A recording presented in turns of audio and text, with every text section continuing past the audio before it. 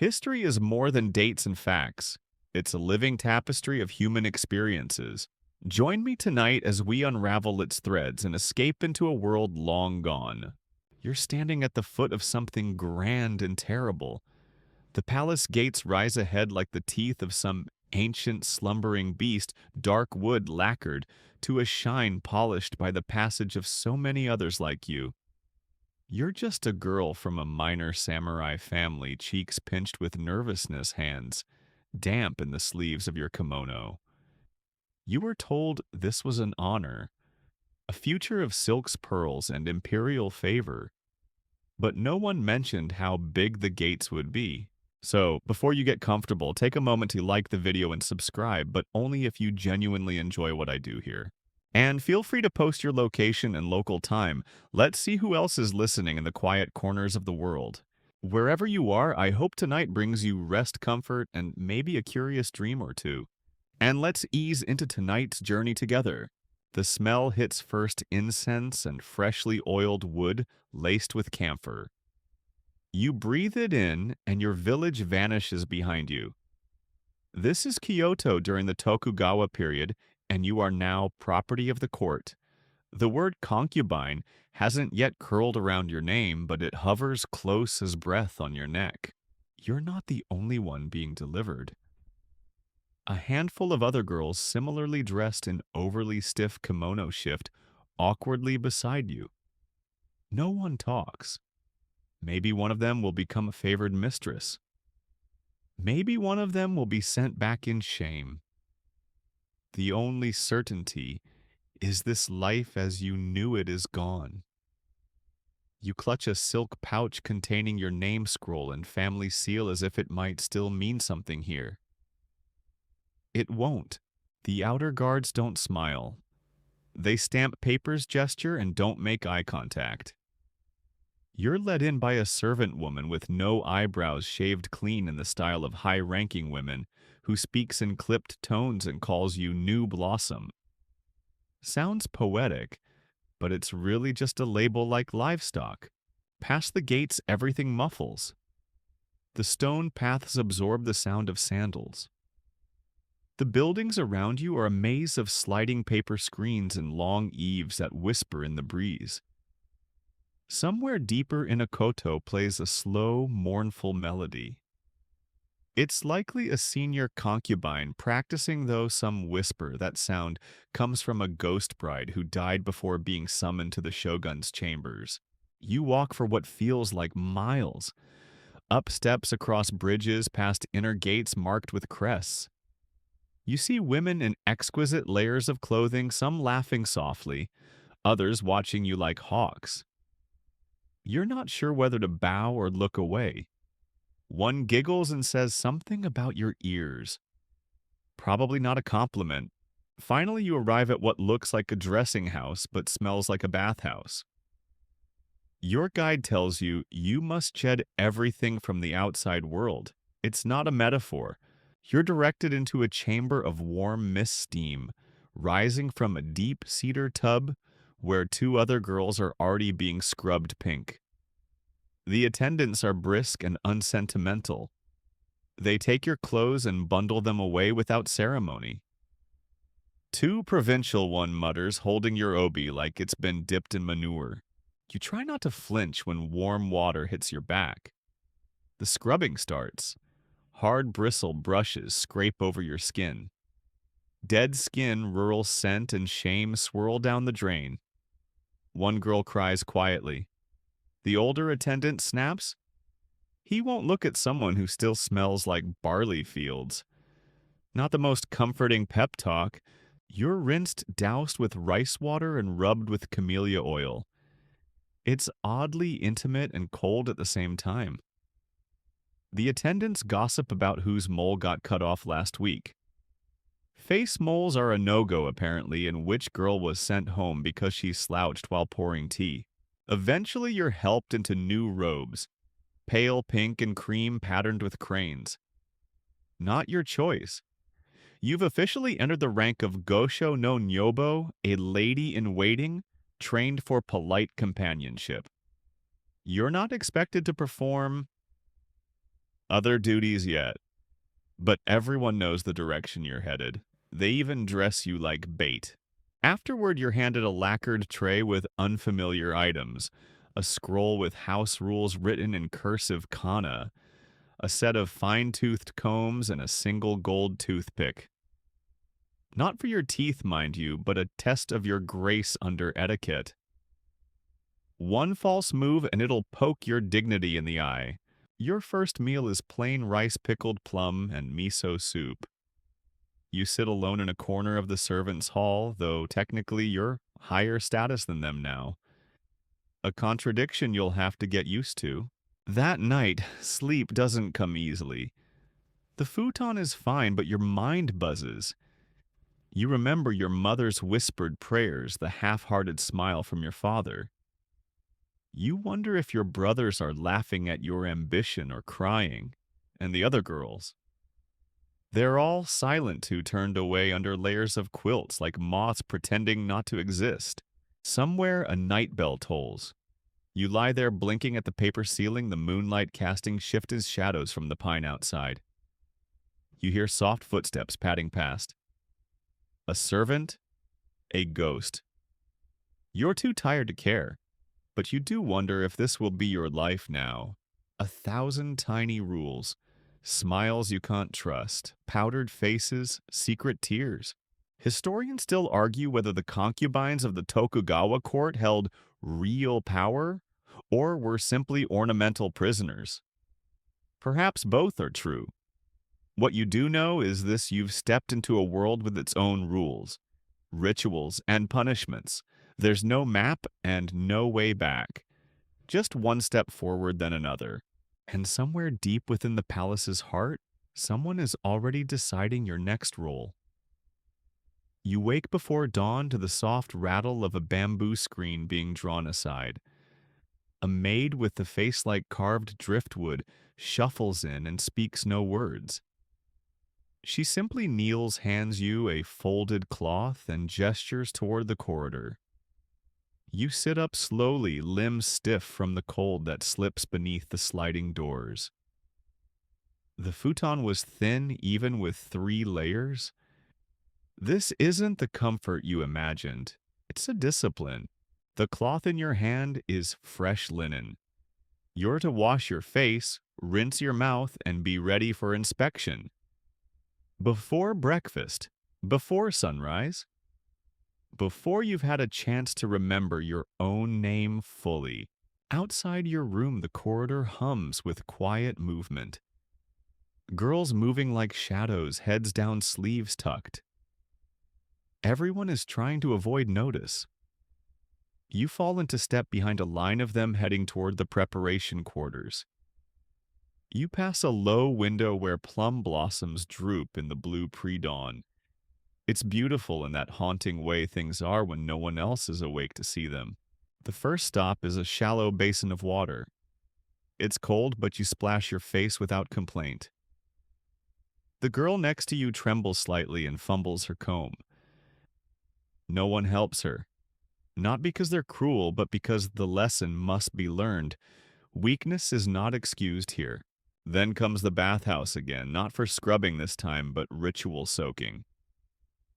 You lower yourself into the cedar tub with 2 other girls, careful not to let the water lap too high or too loud.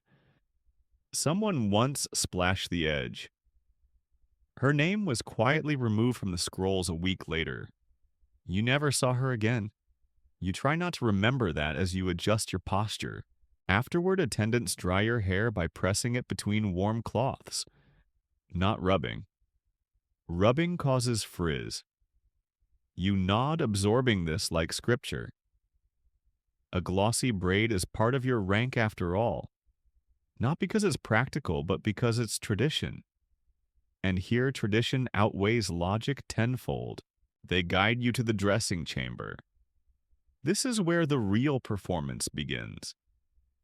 You're told to remove your robe and kneel as a pair of attendants begin your transformation. One pins your sleeves back, the other starts brushing your hair. Long, repetitive strokes, murmuring praise or criticism depending on your scalp's cooperation. The room is lined with narrow drawers containing combs, oils, powders, and silks. You spot a carved jade hairpin shaped like a crane, and before you can admire it too long, it's plucked away. Not for your level, an attendant says flatly. Your assigned accessories include a turtle shell comb, a plain silk ribbon for your hair, and a light rose petal face powder. You don't get rouge yet. Rouge is reserved for those who've already entertained a lord's interest. Your eyebrows are next, not plucked shaved. You flinch as a blunt knife scrapes across your brow ridge. It's oddly intimate, this removal of expression. Without eyebrows, your face becomes unreadable. You're told to redraw them higher on your forehead later when you've been trained. Until then, you are to keep your face passive, uninteresting, serene. You're given underlayers of hemp and silk, each carefully knotted and folded. Then the over-kimono cream with ivy tendrils embroidered along the hem. Every garment is heavy, even the sash. It forces your spine straight, your shoulders back, your breath shallow. You kneel for final touches, white powder dusted over your neck lips, blotted with a pigment made from crushed safflower fingernails, cleaned with a soft bamboo sliver. The whole process takes nearly 2 hours, during which time no one speaks, except to criticize posture or tell you you're sweating too much. You want to complain, but you've already heard what happened to the girl last year who fainted from heat under her 12-layer ensemble. Her name is now whispered alongside the phrase, early retirement, which means anything from exile to silent death. When it's finally done, you're told to walk. Slowly. Heel-toe. Hands precisely aligned over your lap. You do this on a polished wooden path that leads to the matron's chamber. It's not far, but it feels eternal. Every step echoes, every eye watches. The matron of the inner court is not a woman to cross.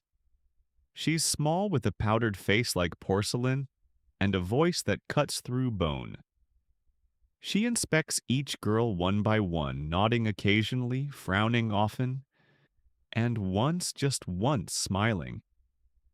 That smile isn't for you. Not today. When it's your turn, she circles you slowly, tugs on your sash, tilts your chin, looks into your eyes for longer than is polite.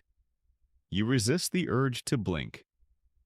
After a moment, she murmurs, "Acceptable." It's the highest compliment you'll receive this month. Now comes the ceremonial breakfast. Not the food itself. Rice porridge, pickled turnip, and one perfect cube of tofu, but the way you serve it. You are being observed.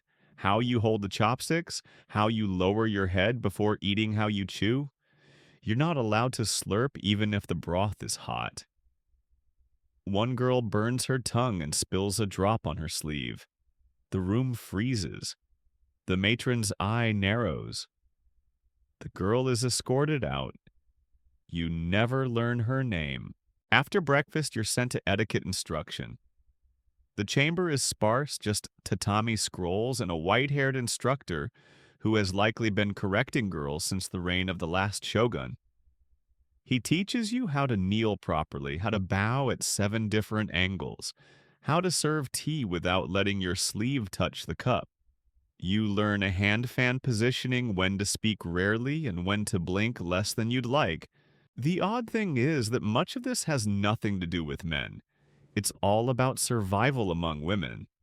The court is a chessboard, and you are merely a pawn unless you learn how to become a rook. Or, better yet, the queen in disguise. Historians still argue whether concubines at the Tokugawa court were allowed true education or were merely taught ornamental skills. Some accounts describe literacy poetry and classical Chinese. Others insist the lessons were all mirrors and makeup. The truth probably depends on the girl's favor or the whim of the emperor. By the time you return to your chamber, the sun has fully risen. Your feet are sore. Your face itches under the powder.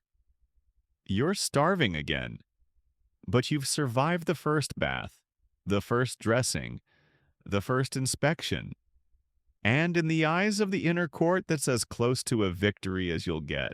You lie back on the futon, not to sleep, but to memorize every mistake you didn't make today so you won't make them tomorrow. They say the hairpin is the most elegant weapon in the inner court. It pierces nothing but illusions and sometimes reputations. You learn this not from a teacher, but from watching the women ahead of you. Their hair tells you more than their lips ever will. The morning after your inspection, you are summoned not to training, but to the Hall of Adornment. It sounds luxurious. It is not. It's a series of low wooden benches surrounding a lacquered chest where a single old woman referred to only as Mistress Comb rules like a crow on a mountain of glinting bones. She does not ask your name. Instead, she points to your head and clicks her tongue. Baby fuzz, she mutters. No crown, no honor. Then she pulls out a comb with teeth so fine it looks like it could slice time itself. Mistress Comb teaches you the unspoken language of hair. Each style represents something, a coded signal as clear as any battle standard. Loose braids. Untrained. Simple looped chignon. Observing duties not yet eligible. Twin knots adorned with silver chosen for evening entertainment. Three-tiered crown with lacquer pins tipped in coral, senior concubine favored and dangerous. You sit still as stone while she oils and pulls and pins. She doesn't warn you when she stabs a wooden stick behind your ear to test your patience. Apparently you pass. You're rewarded with a flat tortoiseshell pin barely adorned. It's a whisper of status, but in this place even whispers can echo. And it's not just the style, it's how you wear it. One girl's hair was slightly off-center, and the Emperor's tea assistant giggled. That girl now tends gardens. No one giggles now. You return to the courtyard that afternoon to sit through posture drills. That's what they call it, but it's really a covert battlefield. 10 girls arranged on tatami under the sun, each one balancing a narrow wooden tray across their wrist, teacup resting in the center. You're told not to spill, not to twitch, not to squint, even when the sun starts to climb mercilessly higher. A breeze picks up. One girl's tray wobbles. Another's sleeve twitches. You remain still thinking of your new hairpin, how the weight of it sits like a secret above your brow. This is your armor now, not swords, not clever words. Just the exact angle of your head when you bow, and whether you hold it long enough for the Emperor's page to notice. When the matron passes, you hold your breath. She makes no sound. Just walks by, pausing here, tilting her head there. She says nothing. That silence is worse than a scolding. Later you find out she took note of which tray tilted first. Not to punish now, but to remember later. Memory here is weaponized. That evening you're assigned your place in the sleeping quarters. Not a private room, but a shared one. You're now mid-tier, which means you get a futon closer to the wall, further from the foot traffic. The girl nearest you introduces herself with a sigh and a smile that doesn't reach her eyes. You snore, she says. You haven't spoken yet. She tells you between hair brushing and foot stretching that she's been here 5 years. She's had the Emperor's glance once.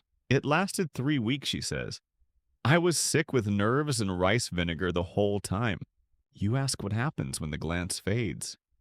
She shrugs. You learn to disappear gracefully.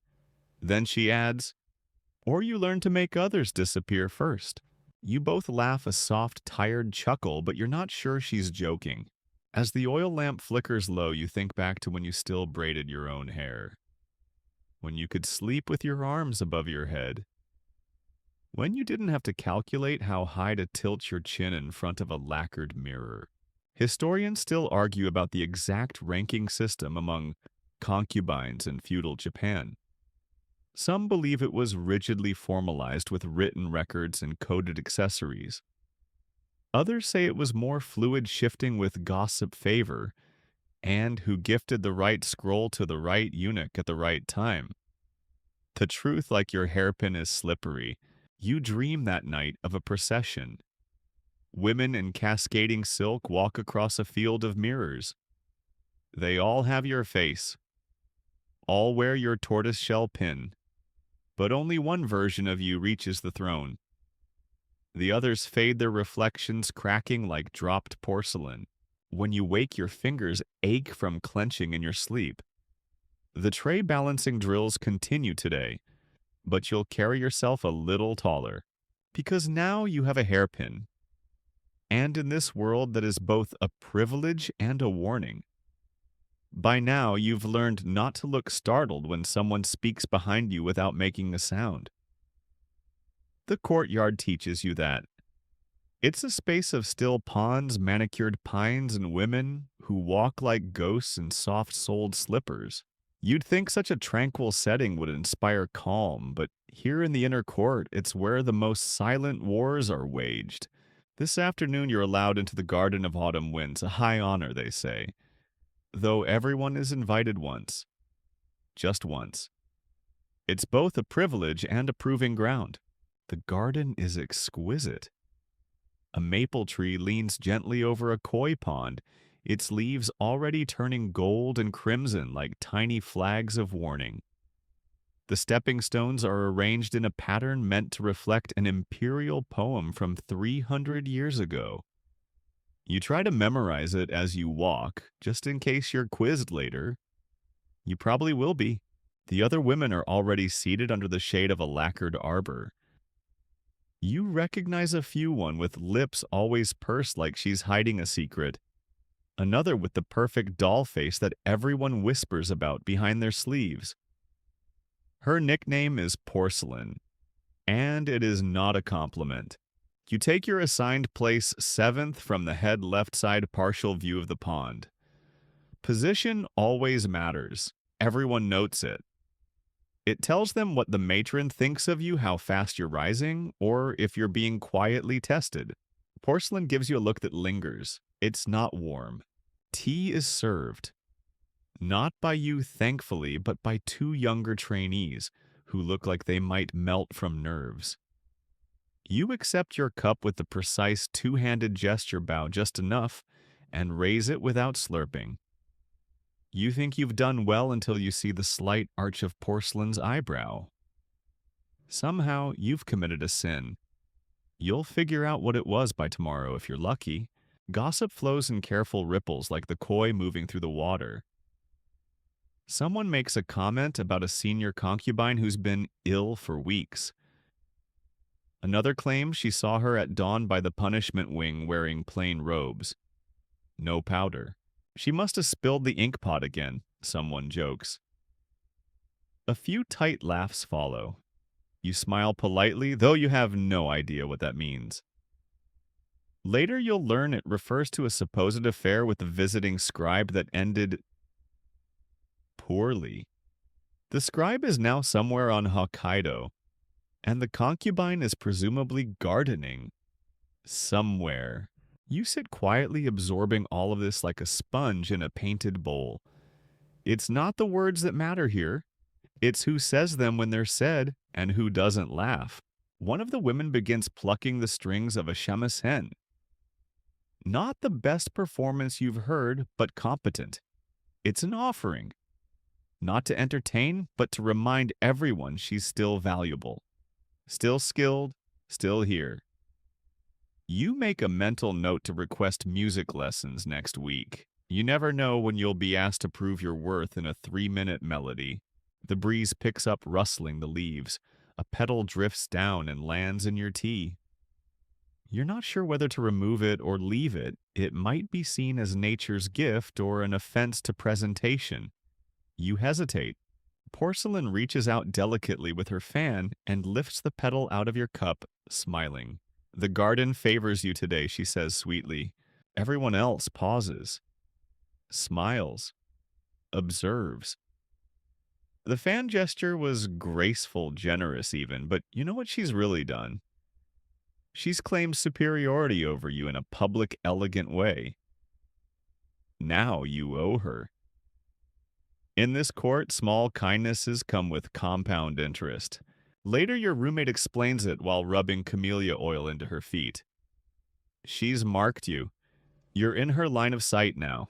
That's bad, she nods. It means you're visible, and visibility gets you stepped on.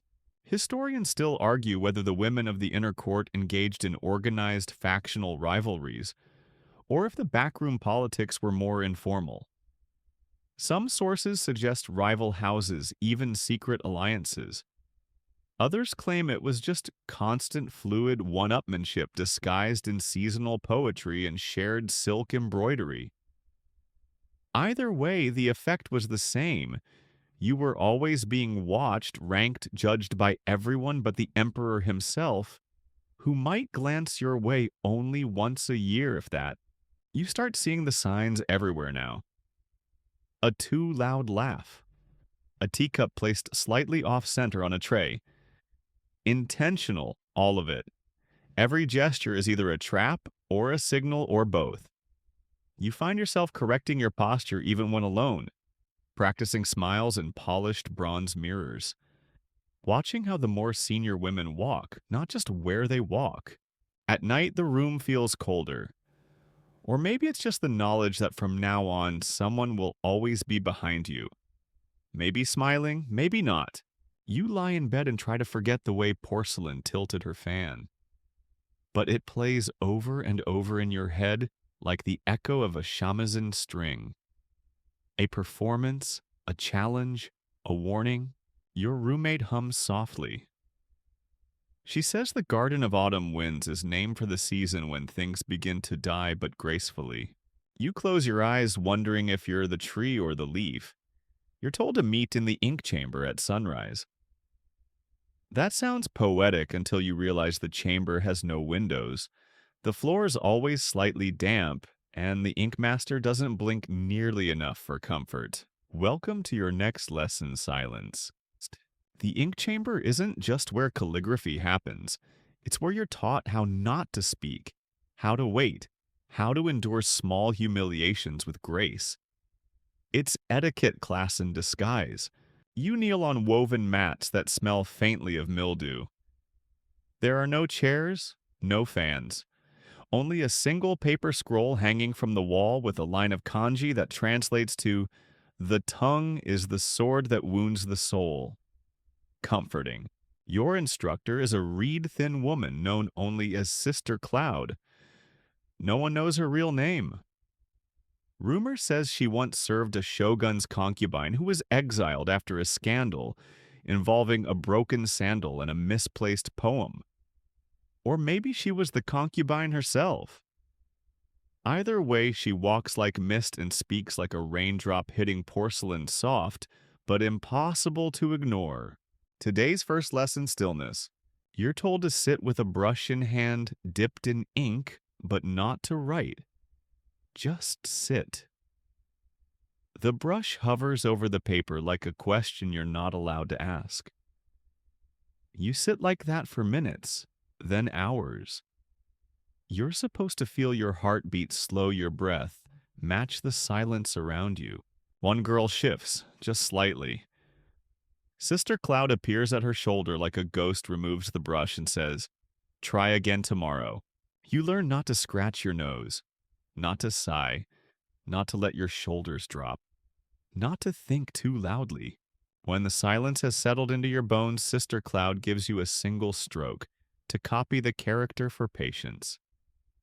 Simple but maddening. You write it once and she says nothing. You write it 10 times and she still says nothing. Eventually she nods. That's considered praise. In the afternoon, you are sent to tea service practice. Here, silence is equally vital, but now you're moving. You learn to pour without splashing, to bow while holding a tray, to smile just enough but never too much. The trick is to appear serene while your arms feel like they're made of wet laundry. Each movement is rehearsed to the beat of a small drum tapped by an instructor. One beat for lift, two for pour, three for bow. You'd think it was military training if not for all the flower metaphors. Graceful like wisteria, she says as you fumble the tray. You don't feel graceful. You feel like a particularly anxious daikon. The tea itself is lukewarm by the time you finish the practice, but you're expected to drink it anyway. Never waste, never flinch. Even if the flavor is bitter, which it always is. You're partnered with another girl, Misuzu, who is slightly older and oddly cheerful. She whispers to you during breaks, which is forbidden but somehow never punished. They like me too much to exile me, she says, eyes twinkling. Or maybe they're waiting for a more poetic season. Misuzu teaches you how to mask your true emotions, how to raise your fan at just the right moment to hide a grimace, or how to feign interest when someone is reciting a particularly dull verse about moonlight and loneliness. All poetry here is about either the moon or a missing lover, she whispers. Unless it's about moss. Moss is huge right now. She also tells you what not to say. Don't ask after someone who has disappeared. Don't mention certain wing numbers. Never discuss dreams aloud. The last girl who did that had hers interpreted by the senior soothsayer. She was sent to a monastery the next day. Voluntarily, they said, with encouragement. Historians still argue whether the emphasis on feminine silence in the Tokugawa inner court was a matter of Confucian discipline or merely a tool of political control. Some suggest that the concubine's quiet obedience masked deep resistance through coded gestures and secret networks. Others claim it simply kept the palace running smoothly, one muffled voice at a time.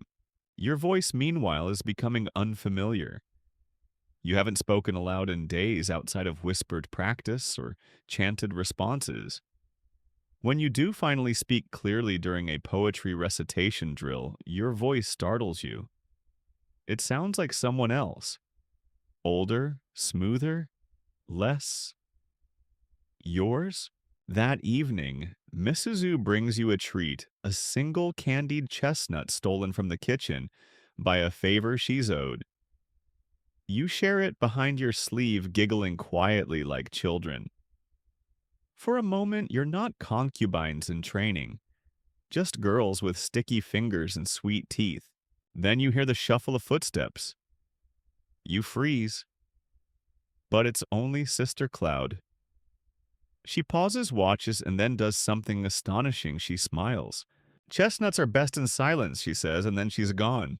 That night, as you lie in the dark, you think about everything you didn't say today. How much of your power now rests in restraint? How many things you're learning not to express? Anger, sadness, even happiness. The girl next to you breathes deeply in her sleep. Misuzu hums a lullaby under her breath, something from her childhood, she says. You're not allowed to sing here, but no one stops her. Maybe they enjoy it. Or maybe they're afraid of the day she finally falls silent. You close your eyes and you don't dream about tea or calligraphy or bamboo shadows. You dream of shouting loud, joyous shouting, a festival in your hometown, a drumline, your brother's laughter. You wake up with a start, but the only sound in the chamber is breath and the distant echo of a koto string plucked gently somewhere far away.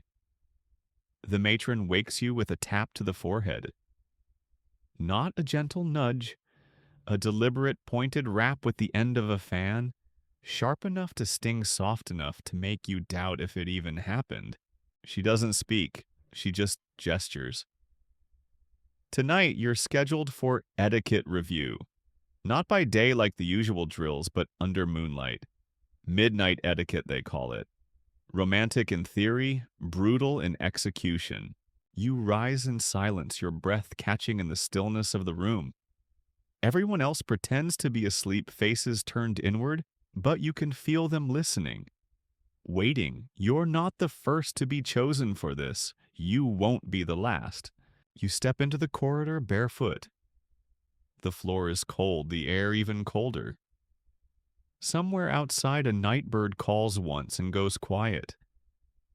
You follow the matron through twisting halls and dimly lit walkways until she stops at a quiet side wing lit by 3 small lanterns shaped like chrysanthemum buds.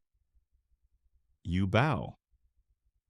She nods once, then disappears without another word. Inside the room, there's a single tatami mat, a lacquer tray, a set of teacups, and a low candle casting flickering shadows on the walls. You're not alone. Sister Cloud is waiting her back straight as a calligraphy stroke.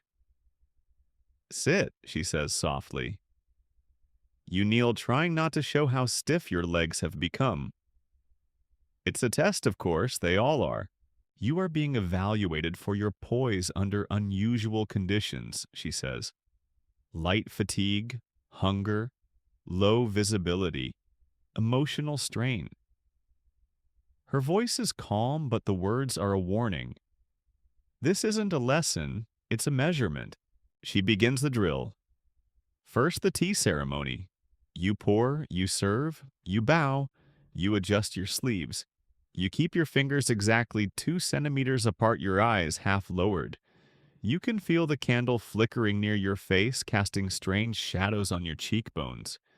You resist the urge to look directly at it. Then she asks you to recite 3 poems about seasonal transitions. You've memorized 20. You choose your best. Your voice doesn't shake, but your stomach growls once audibly. You flinch, she notes it. Then the tray balancing begins.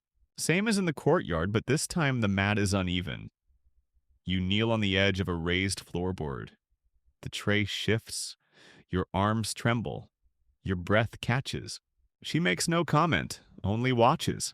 Then comes the real challenge, standing bowing and reseating, all with a bowl of water balanced across your palms. You begin. Slowly. Rise, step back, bow. Lower. Reseat. It's going well. You've done this before.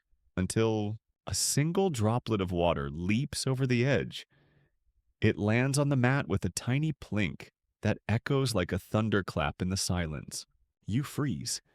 Sister Cloud's eyes narrow by a hair's breadth, but she says only again. You repeat the process. 3 more times. You begin to feel your legs numb, your arms ache, your spine rebel. But you keep moving. After what feels like an eternity, she nods once. Acceptable. You exhale just once. That too is a risk. She gestures to a scroll beside the mat. Copy this, she says. It's a poem about frost on the plum blossom. Lovely. Also incredibly complex. You're made to kneel and write it 5 times in perfect hand despite the quiver in your wrists. Halfway through, your ink runs thin. You ask for more, barely above a whisper. She waits 4 beats before nodding. That pause is a message. Requests are acceptable, but not weakness. When you finish, she doesn't praise you. She simply walks to the lantern and extinguishes it. Darkness folds around you like damp silk. Then you may return. You bow until your forehead touches the mat. Then you rise spine stiff and step carefully back through the halls, guided only by faint moonlight and muscle memory. On your return to the dormitory, you catch a glimpse of Masuzu watching you through half-lidded eyes. You pass, she whispers. I think so. Then they'll push harder tomorrow. She rolls over and begins humming again some half-forgotten tune about geese flying over a lake. You listen until sleep finally finds you hours later. When morning comes, your arms are sore, your ankles bruised, and your sense of self just slightly cracked, but you rise anyway. Because today you have to smile while pretending none of it happened. You wear a pale lavender kimono, the one reserved for non-celebratory acknowledgement. Not an honor, not a punishment, just noticed. You know what that means? You're officially on the board. The hierarchy spreadsheet in someone's lacquer box has your name on it, now tracked and ranked. During your walk to morning drills, a younger girl bumps into you, just slightly, enough to shift your sash. She murmurs, "Sorry." You nod, but your eyes meet for a second longer than necessary. You see it in her expression envy. Congratulations, you're officially a rival now. Historians still argue whether etiquette training in the Tokugawa court was genuinely about aesthetics or merely a means of submission. Some scholars suggest it instilled grace and self-discipline. Others believe it broke individuality. You're beginning to think it does both simultaneously. At breakfast, porcelain does not look at you. This too is a statement. That night, as you remove your robe, you notice a faint ink smear on your palm. Just a sliver of black where the brush touched skin. You don't wipe it away. Not yet. You lie down and stare at the ceiling. Tomorrow you'll practice smiles. Tomorrow you'll bow until your spine burns. But tonight you let yourself remember how it felt to hold the bowl steady in the dark, to move like a reed in the wind, and to be told at last that it was acceptable. The matron says she's assigning you a mentor today. That should be a good thing. It isn't. Your mentor is a woman called Lady Asayo, though no one dares call her that to her face. Around the bathhouse, she's simply the matron's favorite. She's not the most beautiful, not the wittiest, but she's survived longer than anyone in your wing, which means she's the most dangerous. You meet her in a perfumed sitting room where the incense is so thick it makes your teeth feel fuzzy. She doesn't rise to greet you. She just gestures for you to kneel and begins peeling a mandarin with slow, methodical care. You've caught the matron's attention, she says, not looking up. Congratulations. It means she either sees potential in you or danger. We'll find out which together. You nod. You're not sure if you're allowed to speak. Asayo lifts one perfect crescent of fruit to her lips. I am here to teach you how to survive. Not how to flourish, not how to rise. Survival comes first. She eats the slice, then offers you one. You accept it with both hands bowing first. As you bring it to your mouth, she murmurs, "Next time don't bow when your hands are full. You look eager." Desperation is unpleasant in this place. You chew slowly. Bitter, not the fruit the lesson. Lady Asayo is your shadow for the next 10 days. She appears beside you at meals, watches your posture drills, corrects your sleeve folding with a sharp tap of her fan. You resent her. And then slowly you don't, because she is not unkind, just precise. And in the inner court, precision is a gift. She teaches you how to look serene when you're seething, how to answer a question with a compliment that says nothing at all, how to trip over your own robes gracefully if the emperor's eyes happen to be nearby. You'll never outshine the others by being clever. She tells you one evening as she plucks gray hairs from her scalp with tweezers made of carved jade. They're all clever. You outlast them by being useful, decorative, and when necessary, invisible. She points out 3 other women and explains their weaknesses in whispers over tea. One is too vain, one too emotionally attached to her maid, and one most dangerous of all believes herself immune to gossip. That one will implode, Asayo predicts. Mark my words, you do. On the 5th evening, you watch Asayo argue with the servant over a misplaced letter. You expect shouting, perhaps even a slapped cheek. Instead, Asayo apologizes. Warmly, almost sincerely. Then later you see that same servant mysteriously reassigned to the laundry wing, a demotion no one discusses. You must learn to lose gracefully in public, she explains, and retaliate with elegance in private. She also makes you memorize your lineage, the emperor's preferences, and every name of every woman within 3 rooms of yours. You will not survive if you don't know your enemy's hobbies.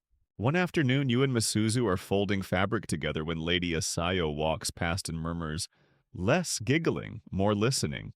Misuzu whispers after she's gone, she once got someone exiled just by offering her a scarf. You raise an eyebrow. She gifted it in front of the emperor's cousin. The scarf had chrysanthemum embroidery symbol of mourning. The cousin interpreted it as a curse. That girl's family was gone by the next week. Did Asayo mean it that way?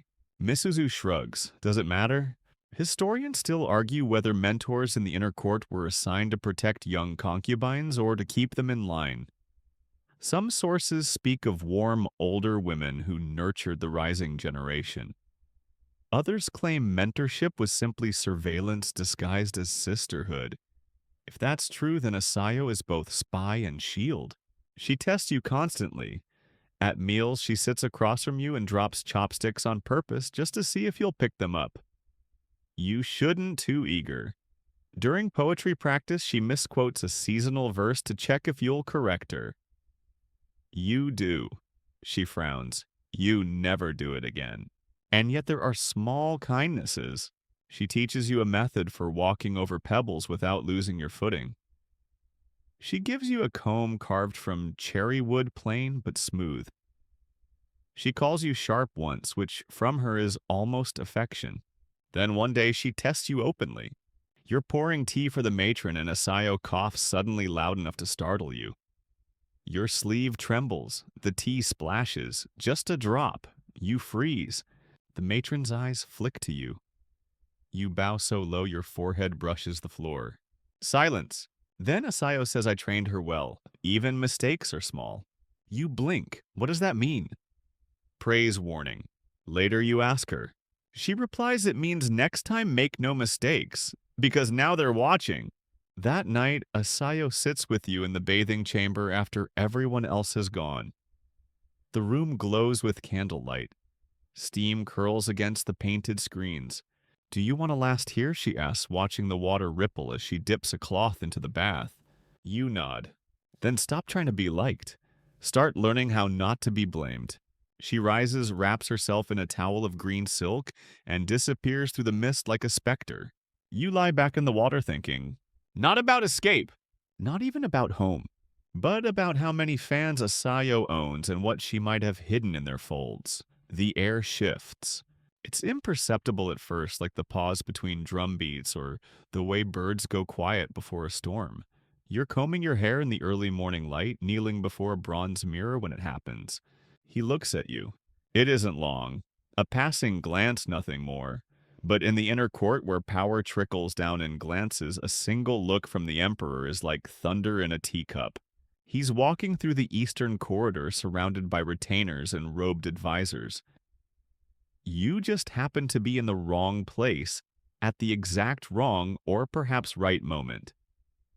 You drop your eyes instantly. You remember Lady Asayo's warning? The first rule is not to be caught looking first. But you feel it. The gaze. Brief, cool, measuring, and gone. You pretend nothing happened. So does everyone else. But by evening the garden whispers louder than the cicadas. She's been seen. She was out of position deliberately, maybe. Asayo's project, oh, she's bold. You didn't speak. You didn't smile. You barely breathed, yet somehow everything about you has changed. Porcelain walks past you at dinner and pauses just long enough to rearrange a sprig of plum blossom in your hair. So fresh, she says with a smile, shaped like a knife. Do enjoy the breeze while it lasts. The breeze, that's what they call it. The fluttering rise in attention. Sometimes it comes, sometimes it never does. But once it starts, it's impossible to control. Misuzu leans over that night and whispers, if he glances again tomorrow, you'll be moved. Moved, a euphemism with many meanings, new chambers, new silk, new rules, and new enemies. Lady Asayo confirms it without a word. The next morning she hands you a folded fan. It's pale green with tiny cranes embroidered along the ribs. You'll need this, she says. You bow deeply, to impress. To deflect, she replies. The following day, you're reassigned to the plum wing, one tier closer to the central compound. It's not near the emperor's quarters, he's far above your station, but it's closer to the theater. the gardens and the pavilion where he takes his afternoon tea. You've never had such a spacious chamber. A separate dressing alcove, a small bonsai by the window, and a scroll rack with seasonal poetry. It's meant to flatter you and remind you you're being watched now. Your days become more structured, less training, more exposure. You're told when and where to be seen. Painting lessons in the West Garden, reading sessions by the koi pond, music hour under the ginkgo trees. All accidental, all orchestrated. The other women in the plum wing are older, sharper, and dressed in layers so subtly coordinated it feels like they're auditioning for a kabuki play in slow motion. Their words are gentle, their laughter perfectly timed. You speak as little as possible, just enough to appear graceful. Anything more and you risk misstep. Your first real test comes during an evening performance of NOH theater. You're positioned 4 rows behind the royal dais, close enough to see the emperor's silhouette behind the reed screen, far enough to avoid direct notice, until the curtain rises. The lead performer steps forward. Her voice floats through the air mournful and slow, retelling the story of a spirit caught between love and duty.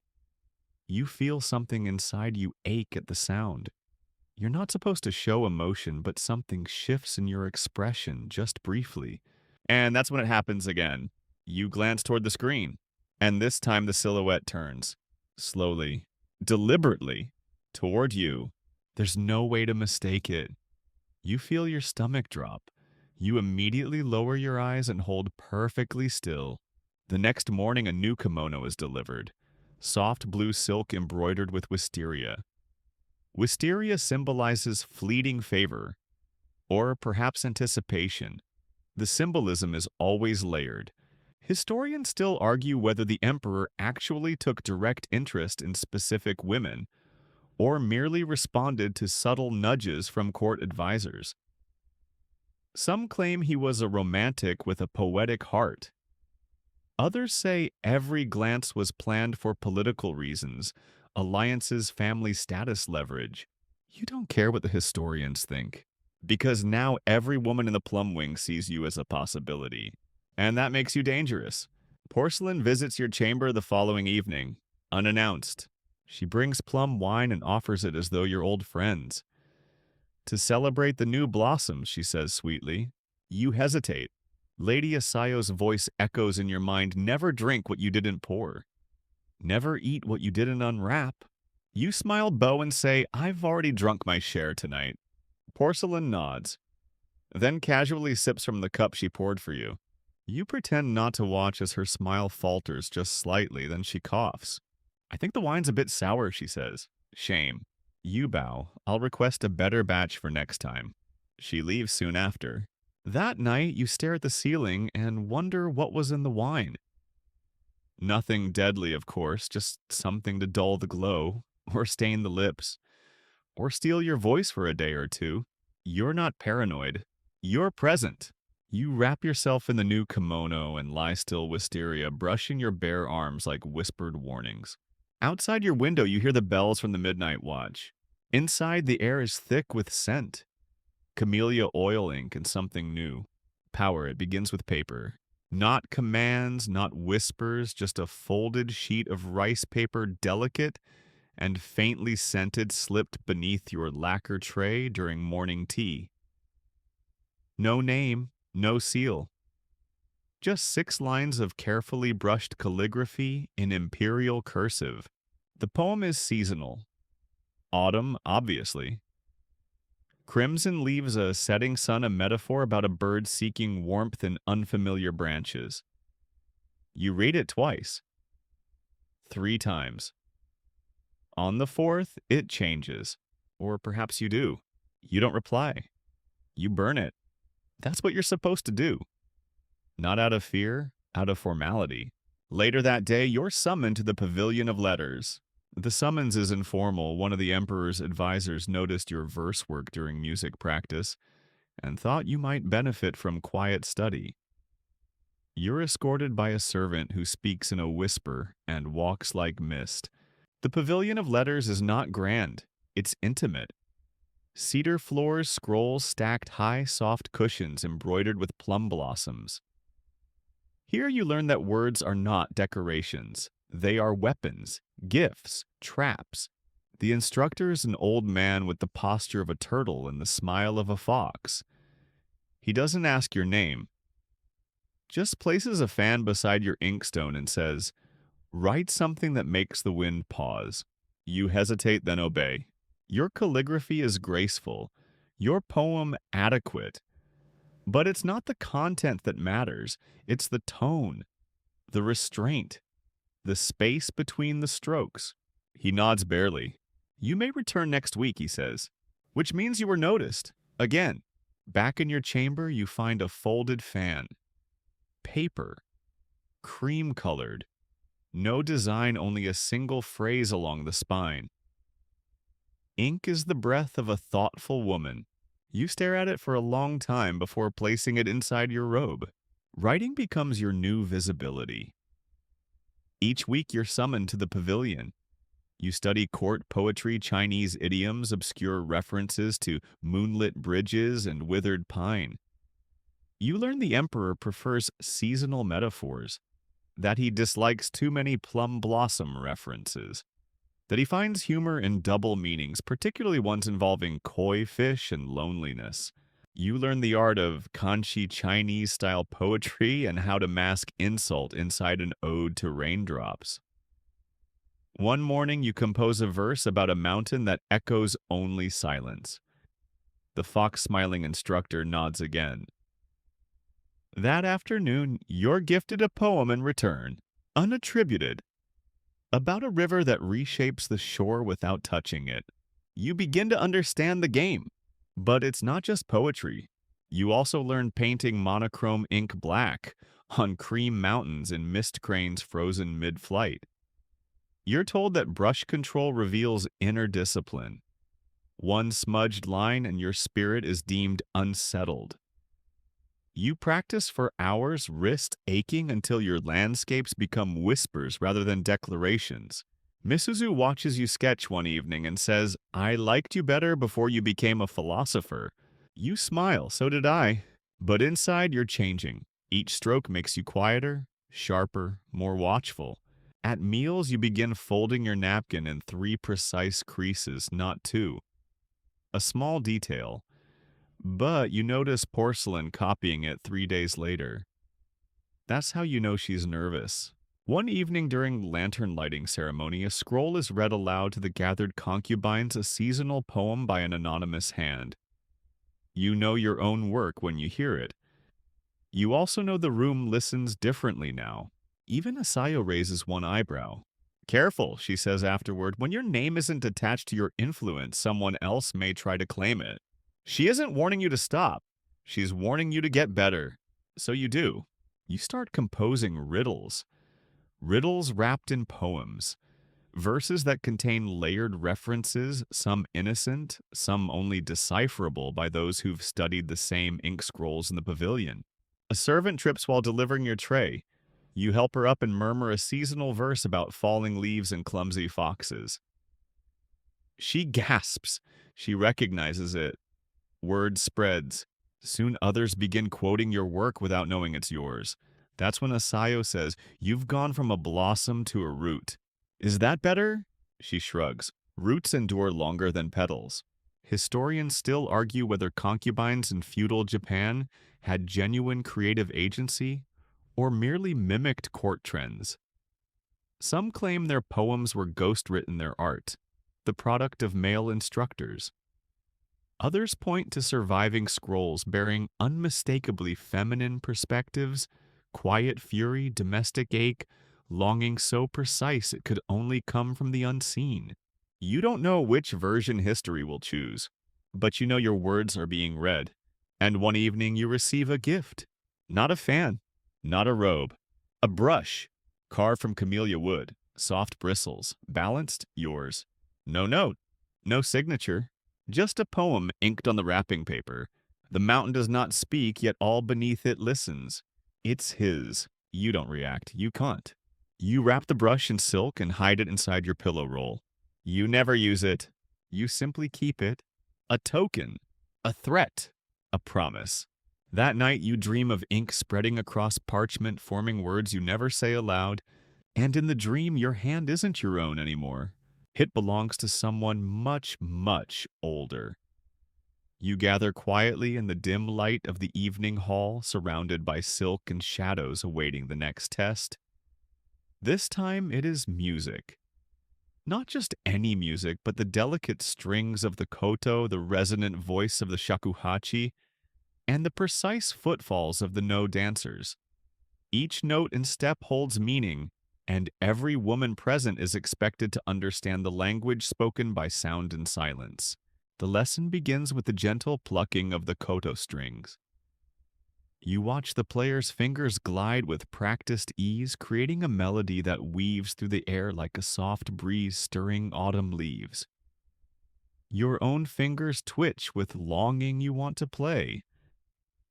To create beauty in a world ruled by rules and control. But first you must learn patience. An instructor, a stooped woman known only as Madame Kin, surveys the room with sharp eyes. She moves toward you, her voice soft but firm. You will begin tomorrow. The koto is your voice here. If you fail to speak clearly, you risk losing even the shadow of your presence. You nod, swallowing the lump rising in your throat. Tomorrow is closer than you think. That night in your chamber, you run your fingers over the smooth, lacquered surface of the instrument resting in the corner. A gift from Lady Asayo. It gleams under the lantern light, a promise and a challenge wrapped in wood and strings. Your first lessons are agonizing. Your fingers stumble, hitting wrong notes, strings snapping with sharp twangs that make you flinch. Madame Kin's silence is harsher than any reprimand. You practice late into the night, muscles aching, heart pounding. Every mistake feels like a crack in your fragile armor. Days pass. The music begins to settle from chaos into something resembling order. You learn to bend notes to hold a string just long enough to create tension, to release it with grace. You watch your reflection in the polished koto, noting how your lips tighten with concentration, how your eyes soften when you play a gentle melody. Yet music here is never merely about beauty. It is a weapon, a shield, a currency. During one session, Porcelain approaches, standing silently by the doorway. She listens, expression unreadable. When you finish, she claps slowly. You have improved. She says, voice as smooth and sharp as silk. You nod cautiously. Remember, she adds a melody can soothe a wound or open it wider. The next week, you perform at a small gathering attended by the emperor's closest advisors. Your fingers tremble as you begin, but the music flows, wrapping the room in delicate waves. You watch the shadows on the far wall, searching for signs, approval, boredom, disdain. Afterwards, a messenger slips you a folded note. The emperor heard you. Your heart stutters. Lady Asayo grins slyly. You are no longer invisible. But with new attention comes new peril. One night after a performance, you discover your koto strings have been cut. A silent message. Sabotage disguised as accident. You hide your fear. You repair the strings under the cover of darkness, whispering apologies to the instrument. You promise it safety. At dawn, you find a small brush calligraphed note tucked into your robe. Music is power. Power demands sacrifice. You are beginning to understand. Historians still argue whether the musical training of concubines was a genuine artistic pursuit or a form of social control designed to captivate and pacify the shogun. Some claim the women were gifted musicians, shaping court culture. Others insist the music was mere decoration for political games. You don't know what is true, but you know this: every note you play is a step deeper into the labyrinth, and the walls are closing in. The courtyard explodes with color as spring floods the palace grounds. Cherry blossoms burst into delicate pink clouds, petals drifting lazily on the breeze. It's beautiful, serene, a scene painted by gods for poets to immortalize. But you know better. This season brings allergies that turn noses red and patience thin. It brings new rivals blooming overnight, scented like dangerous flowers. It brings endless parties and ceremonies where every glance and gesture is weighed for meaning. The Garden Pavilion hosts the seasonal tea ceremony today, and you are expected to attend in full regalia. Layers of silk each embroidered with the season's emblem. Cherry blossoms for spring and subtle bees hidden among the petals. The sash is tied tighter than ever, reminding you to breathe shallowly, walk softly, and smile faintly. You remember your first day here, trembling before the palace gates. Now you walk with measured grace, every step a performance rehearsed 1,000 times. But beneath the poise, your throat itches and your eyes water. You blink fiercely, hoping no one notices. Porcelain catches your eye across the pavilion. She waves mouth, twisting into a grin that doesn't reach her eyes. You know she's testing you. The ceremony proceeds with ritual precision. Bowing, pouring, sipping, all timed to the slow drip of incense and the soft murmur of classical poetry. You hold your cup delicately, the warmth seeping into your fingers. You try to ignore the tickle in your nose. A sudden sneeze threatens to escape. You clamp your lips shut, but a tiny sound slips out, a delicate, involuntary hachu. The room freezes. Eyes turn. Porcelain smirks. The matron raises an eyebrow. You flush, bowing your head in apology. Later, Lady Asayo pulls you aside. Spring is a season of renewal and trial, she says, voice low. Your allergy is a weakness they'll use. Learn to mask it, or they will. You begin to study herbal remedies, secretly teas brewed from chrysanthemum and ginger powders made from dried camellia leaves. You experiment with incense scents that soothe your sinuses, carefully hiding these rituals from prying eyes.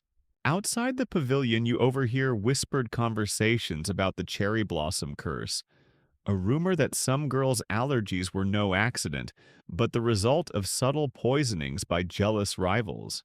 The idea seems far-fetched, but the line between nature and sabotage blurs in the palace. You notice Porcelain handing small vials to other women, always with a knowing smile. Whether they contain medicine or mischief, you can't tell. One evening, you dream of petals falling like snow, burying faces you recognize. You try to scream, but the blossoms mute your voice. You wake with the starred eyes burning. Historians still argue whether Concubine's health issues in feudal Japan were natural or the result of palace intrigue. Some say allergies were common, exacerbated by stress and environment. Others suggest deliberate poisoning to remove rivals quietly. You decide not to dwell on which is true. Instead, you carry a small sachet of camellia powder in your sleeve, a silent shield against the spring's cruel gifts. And you smile just enough as the cherry blossoms fall around you. The air in your chambers shifts from sweet to sharp as rumors swirl of poisoned perfumes and plum wines. The court's delicately woven web of alliances can unravel with a single misplaced scent, a wrong sip, or a too friendly smile. You learn quickly in the inner court poison is rarely a blunt dagger. It's a whisper on the skin, a powder in a powder box, a secret recipe handed off in silk folds. One afternoon, you're presented with a small jar of face powder by a trembling attendant. The powder is pale, almost luminescent. You recognize the scent immediately, camellia oil mixed with a faint, bitter note. Not poison exactly, but enough to irritate skin, to cause discomfort, to weaken resolve. You refuse the powder, citing a delicate complexion. The attendant's eyes flash with panic. You wonder how many others accepted. Lady Asayo nods approvingly when you mention this later. They test you with small things first, she says. A scratch, a sneeze, a rash. You endure. Or you fold. You begin to carry your own supply of herbal powders sourced from a trusted servant. It's a small rebellion, but vital. That night, the plum wine arrives offered with the smile that doesn't reach the eyes. You decline again, citing headaches. The cup is withdrawn with a slight bow, but the message is clear. You're learning the art of refusal without offense. At the same time, you start to observe patterns. Which attendants favor whom? Which windows are drafty at night? Which spices vanish from the kitchen faster than others? Your training shifts from passive endurance to active survival. During a late night walk to the bathhouse, you overhear a conversation between two older concubines. They speak in hushed tones about a marked girl who vanished after a bad drink. The story is vague but chilling. No one mentions names, but the implication is clear. You wonder if that girl once carried a fan like yours or wore a hairpin like the one Lady Asayo gave you. You tighten your grip on your fan and vow to be smarter. The palace is a battlefield painted with silk and perfume. Historians still debate the extent to which poison was used in feudal Japanese courts. Some accounts suggest it was widespread a tool for quiet elimination. Others argue it was exaggerated in later retellings fueled by scandal and superstition. Whatever the truth, you know to be wary. The scent of danger is always close, and tonight it lingers in the shadows. A single letter arrives, a rare and precious thing. The paper is rough edges uneven and the ink faint. It carries the scent of home, or at least what you remember as home. You clutch it like a lifeline. You sneak away to a hidden corner of the courtyard where the moss grows thick and the sound of footsteps softens. There you break the seal and unfold the fragile paper. The words are simple, written in your family's hand, but heavily censored. Lines are crossed out, phrases replaced with vague apologies. Someone here wants to protect you, or perhaps control the story you carry. You read between the lines, deciphering what's left. Unsaid worry, pride, and a quiet plea to stay safe. But there's also a warning carefully inked in the margins, a reminder of the dangers of this courtly prison. The letter stirs emotions you thought you'd buried. Homesickness gnaws at you, a sharp ache beneath the silk layers. You fold the letter carefully and tuck it beneath your pillow. Later, Lady Asayo notices the faint smile on your lips and raises an eyebrow. "You carry more than silk in your heart," she says. "Don't let it weigh you down." You nod, but the weight lingers. The letter becomes your secret companion. You read it during quiet moments, memorizing each stroke, each curve of the calligraphy. It reminds you of who you are beneath the layers of powder and protocol. Yet you also sense it could be a trap. Messages can be monitored, letters intercepted, intentions twisted. You keep it hidden, but your eyes are no longer only on the court. They look outward, beyond the palace walls, beyond the seasons and silences. Historians still argue how much correspondence was allowed between concubines and their families. Some say it was rare and censored to prevent escape plans. Others believe letters were a lifeline carefully smuggled and treasured. You hold on to hope. Hope and caution intertwined like the vines embroidered on your kimono. Tonight the letter rests beside your sleeping futon, a fragile bridge to a world you once knew. The chill arrives quietly, creeping through the palace halls like a shadow slipping beneath the door. At first it is only a faint breath of cold air, barely noticed beneath the scent of camellia oil and sandalwood incense. But then the emperor catches a cold. You hear the news before you see the signs, a whispered rumor in the hallways, a tense conversation overheard through the thin paper walls. The emperor, the very center of this fragile world, is ill. It seems like such a small thing, a common cold, some say. Yet within these walls, where every breath, every glance, every word is watched, a single sneeze becomes a thunderclap. The entire palace shifts unbalanced, as if the ground itself has started to tremble beneath your feet.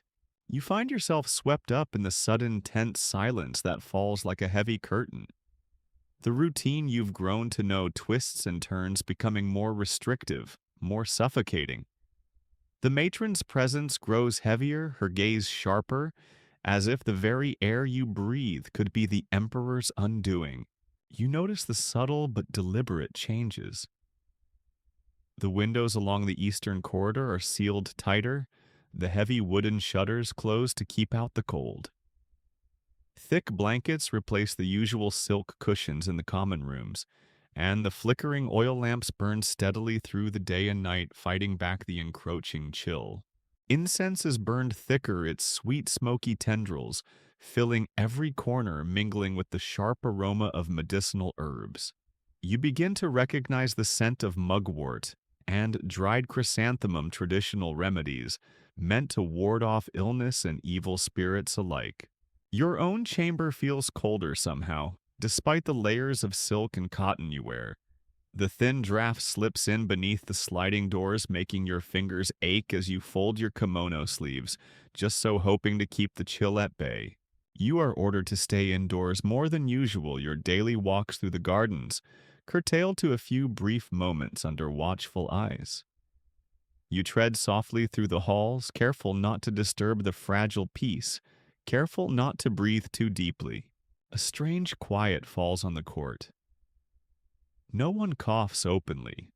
No one sneezes without averted eyes and swift apologies. The weight of illness hangs heavy in the air, not only as a threat to health, but as a looming shadow of suspicion. You hear the first whispers of blame. The Emperor's cold is not merely the result of chance. It is said the draft from an open window along the eastern wing brought sickness into the palace. A servant, careless or otherwise, is said to have left the window ajar. The palace becomes a theater of accusations. The matron, always present and all-seeing, tightens her control. Her gaze sweeps the rooms, lingering suspiciously on those who live or work near the eastern corridor. Porcelain's eyes flash with that cold, calculated gleam you have come to recognize as dangerous. Her smile is tight but sharp, as if relishing the misfortune of another. You watch as the matron summons a young servant girl, trembling in fear.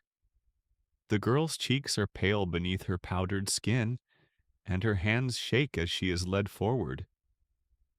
The whispering halls fall silent, all eyes on this small figure who stands accused. No words are spoken aloud about the charge, only the implication: negligence, disobedience, betrayal.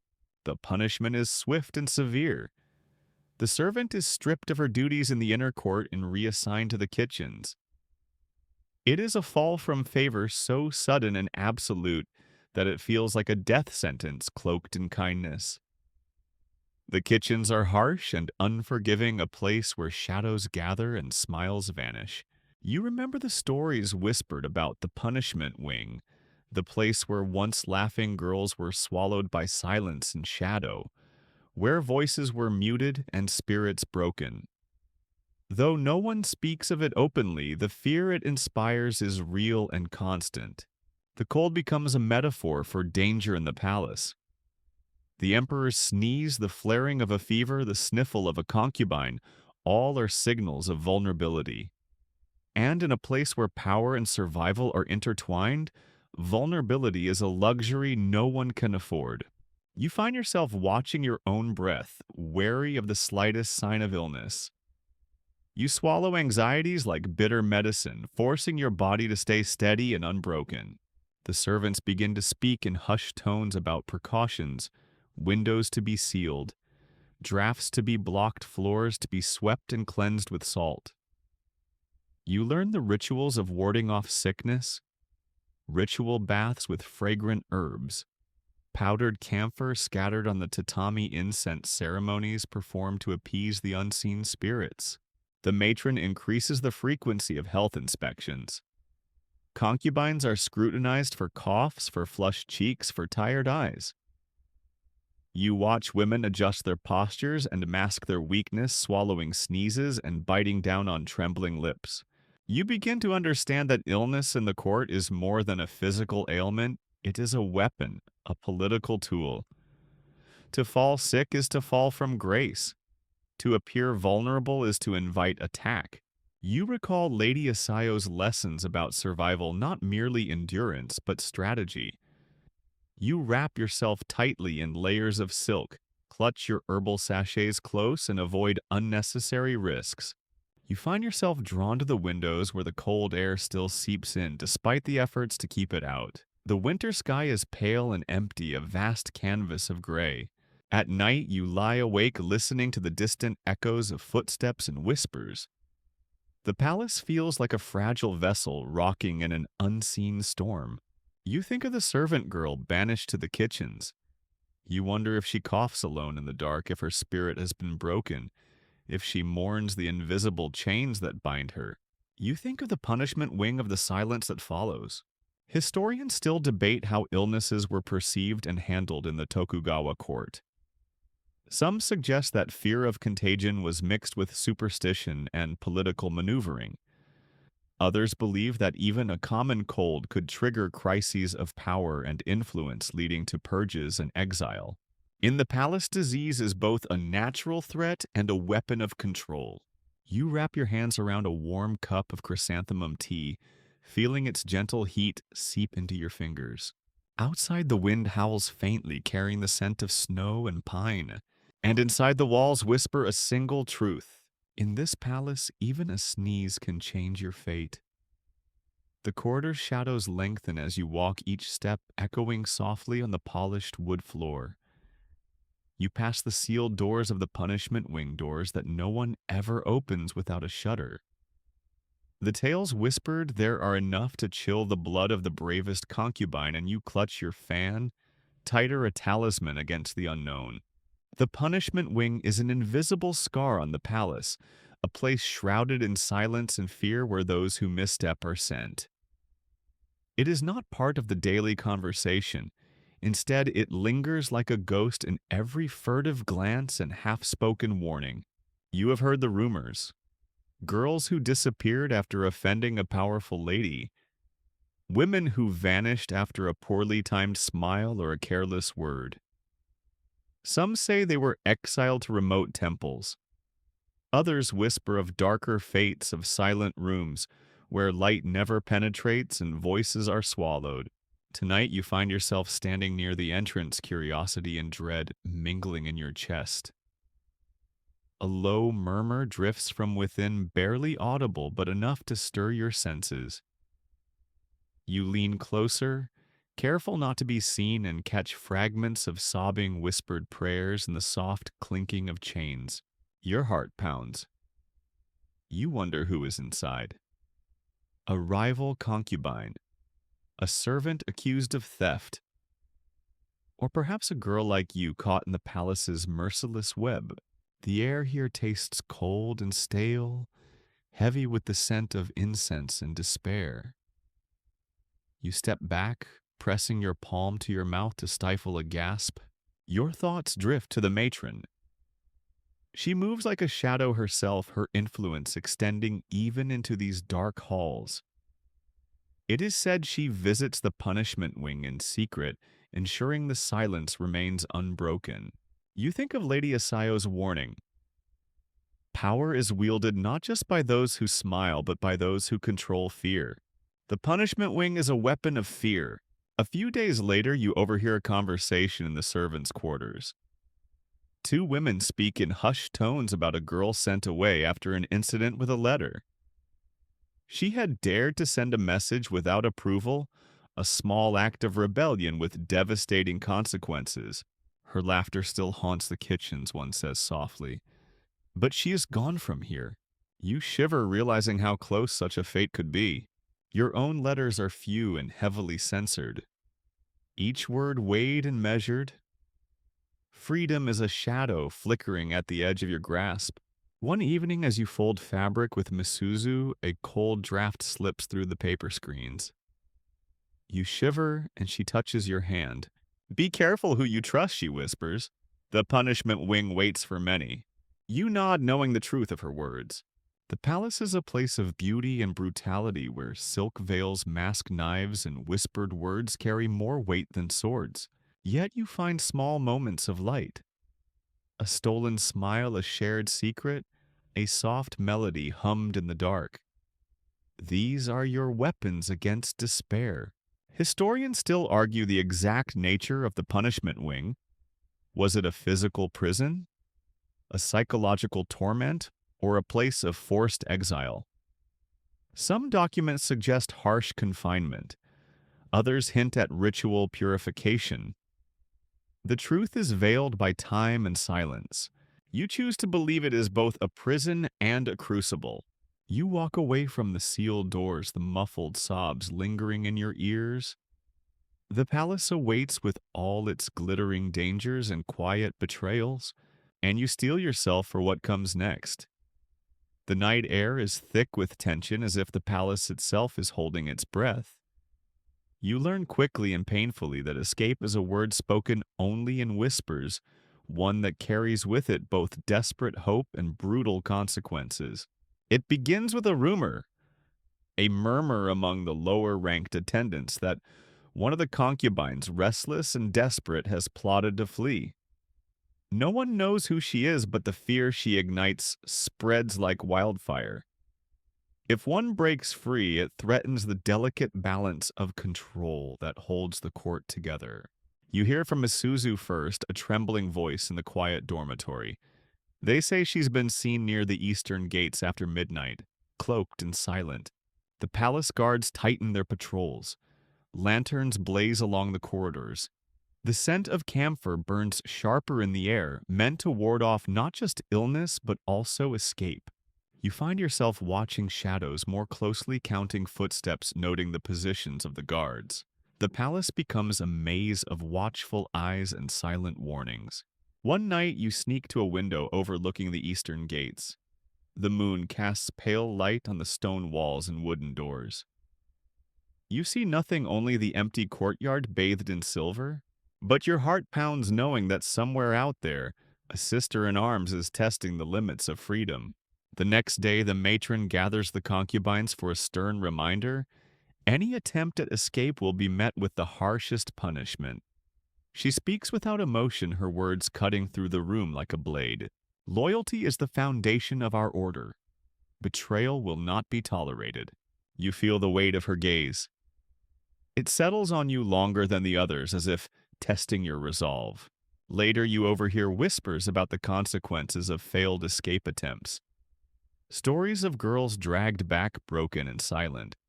Others who vanish without a trace.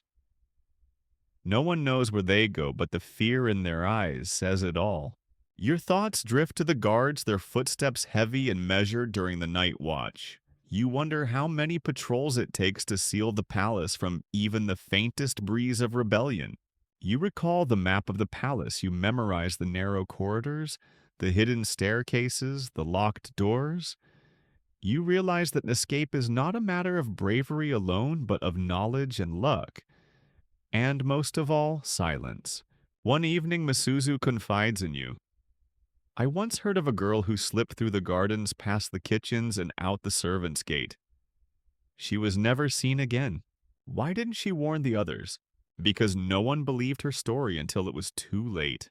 You shiver, the cold seeping into your bones. Your own dreams begin to twist. You imagine running through moonlit corridors, the scent of pine and damp earth filling your lungs. But each time you reach the gates, they slam shut before you can pass. You wake with a start heart pounding. Historians still debate how common escape attempts were among concubines in feudal Japan. Some claim they were rare and swiftly punished. Others suggest secret networks and hidden paths were used by the desperate and the brave. You know only one truth: freedom here is both a hope and a trap. The palace is a gilded cage with guards at every door, and every night the silent patrols remind you why. There is a place in the palace no one speaks of openly. A sanctuary, a prison, a final refuge depending on who tells the tale. They call it the secret garden. No map marks its location. No official record describes it. Its existence is woven into palace whispers, a hidden corner where retired favorites, those once kissed by the emperor's favor, but now discarded, are sent. Some say it is a place of rest and peace. Others claim it is a gilded cage from which few return. You first hear the secret garden late one evening when Masuzu slips into your chamber with eyes too wide to hide. They say it's behind the eastern pavilion. She whispers past the tea houses and beyond the koi pond. A quiet place where the sun filters softly through ancient pines. But why is it secret, you ask? She shrugs. Because those who go there are no longer part of the court. They vanish from the world above. Some say they live out their days in comfort. Others say it's exile in silk. You imagine its soft grass beneath your feet, the scent of pine needles, the gentle rustling of leaves in the breeze.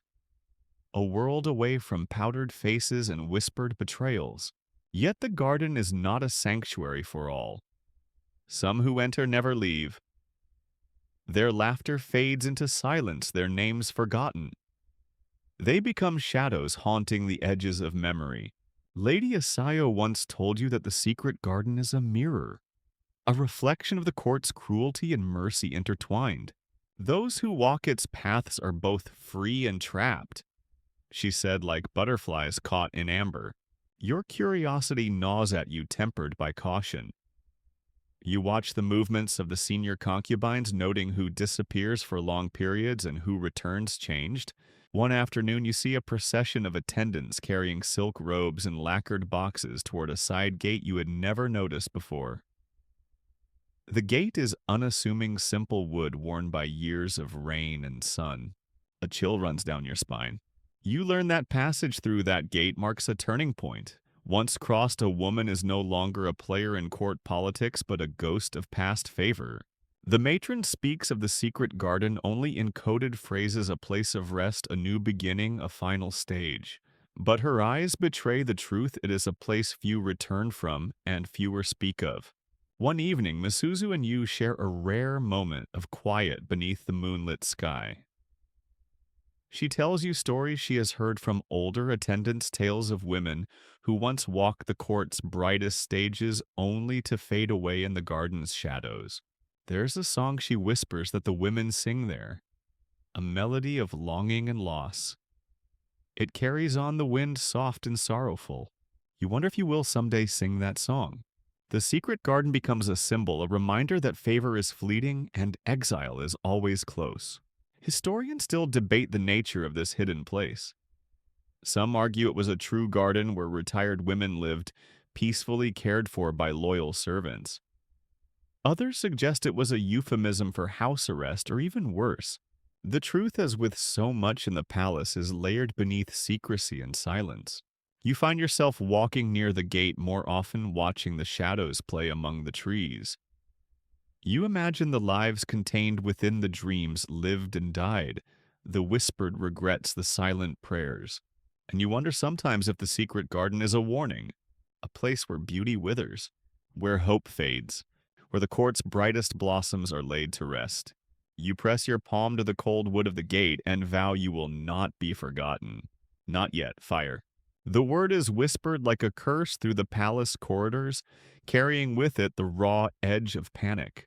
Flames are the enemy of order, chaos, wrapped in heat and smoke, an unnatural visitor in the meticulous, measured world of the inner court. You are brushing your hair in the early evening, the fading light casting long shadows on the paper walls, when the first alarm sounds, a sharp, piercing bell that shatters the delicate balance of the day. Fire, someone screams. The palace erupts. Women rush to gather their robes. Clutch fans and combs scrambling down corridors that seem suddenly unfamiliar and dangerous. The faint scent of smoke drifts in the air, teasing your senses with fear. You feel your heart hammer in your chest, every training and drill, flooding back how to kneel properly, how to bow, how to hold your sleeves close to avoid catching flame. Lady Asayo appears at your side like a shadow, her voice calm but urgent. Move quickly, stay low, follow me. You follow her through twisting hallways, the acrid smoke thickening. The flames are coming from the east wing, the very part of the palace you have come to know so well. The guards are already there, battling the fire with buckets and wet cloths. The flickering orange glow dances wildly, reflecting off the lacquered surfaces and gilded decorations. You see the faces of other concubines, eyes wide with terror or steely with determination. Some clutch precious scrolls, others hold bundles of clothing or jewelry. The matron's voice rises above the chaos, commanding order and calm. Evacuate the inner court. Protect the emperor's quarters. You realize with a cold shock that this is no drill. The fire spreads rapidly, licking at the wooden beams and paper walls, turning silk curtains to ash. The heat presses against your skin, an invisible weight that threatens to suffocate. You stumble, nearly losing your footing on the polished floor. A servant grabs your sleeve, pulling you toward the courtyard. Outside, the night air is thick with smoke and the sharp cries of alarm. You see the emperor's silhouette safe behind screens, his face pale but composed. You watch as the concubines are herded to safety, wrapped in blankets, their fine robes torn or singed. Some sob quietly. Others hold their heads high, faces streaked with soot and tears. Amid the chaos, you catch a glimpse of porcelain.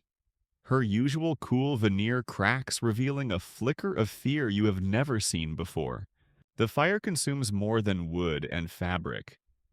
It burns through illusions of control, exposing vulnerabilities in the palace's facade. After hours, the flames die down. The damage is severe, parts of the eastern wing reduced to charred ruins. The garden pond reflects the flickering glow of lanterns and emergency fires. In the aftermath, rumors swirl. Was the fire an accident? A careless servant, or something more deliberate? Whispers of sabotage ripple through the palace like a dark wind. You hear talk of rival factions, jealous courtiers, and power plays masked as disaster. Lady Asayo pulls you aside, her eyes sharp beneath the soot-streaked face. Tonight you learn that order is fragile. That fire is both destroyer and purifier. She presses a damp cloth to your wrist. You survived, but the test is far from over. You nod, swallowing the taste of smoke and fear. In the days that follow, the palace buzzes with reconstruction. New screens are ordered, walls repaired, rituals performed to appease spirits angered by the flames. You learn that several concubines have been relocated, some permanently due to the damage. You watch the court adjust, the power dynamics shifting like the smoke that once engulfed the halls. You realize that survival here requires more than grace. It requires resilience, adaptability, and a willingness to face the unexpected. The fire has burned away illusions and revealed harsh truths, and you are left standing among the ashes. Historians still debate the causes and consequences of palace fires in feudal Japan. Some view them as tragic accidents in wooden structures prone to flames. Others see them as strategic acts in political intrigues wielded to reshape power. Whatever the truth, fire changes everything, and so must you. The winter settles over the palace like a heavy quilt, muffling sounds and casting long shadows across the gardens. The cold is relentless, seeping through layers of silk and cotton, chilling skin and spirit alike. It is a season of solitude where the days shrink and the nights stretch long and endless. You find yourself wrapped tightly in robes, moving slowly through the quiet halls.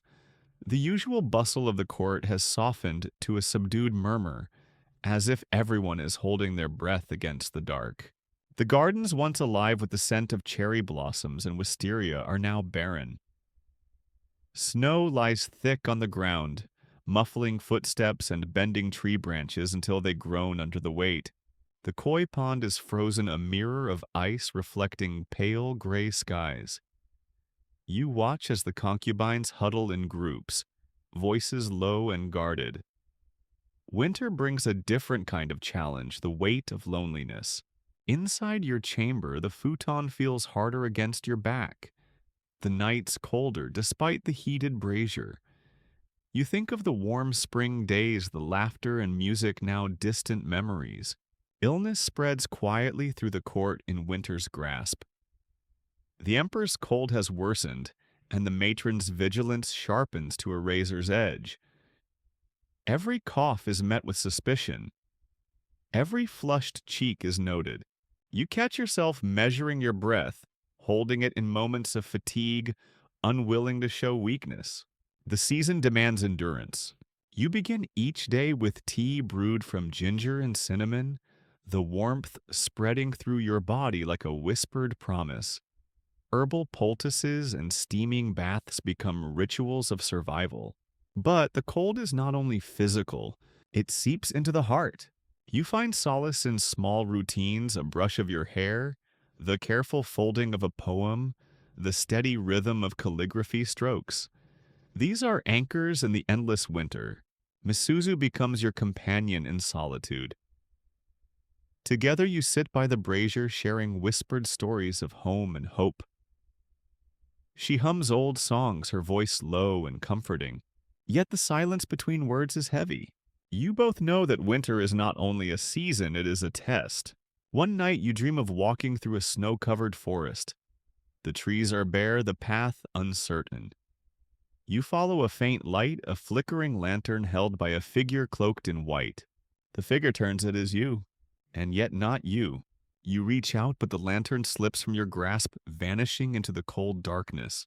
You wake with a start, the room icy and still. The palace seems to hold its breath.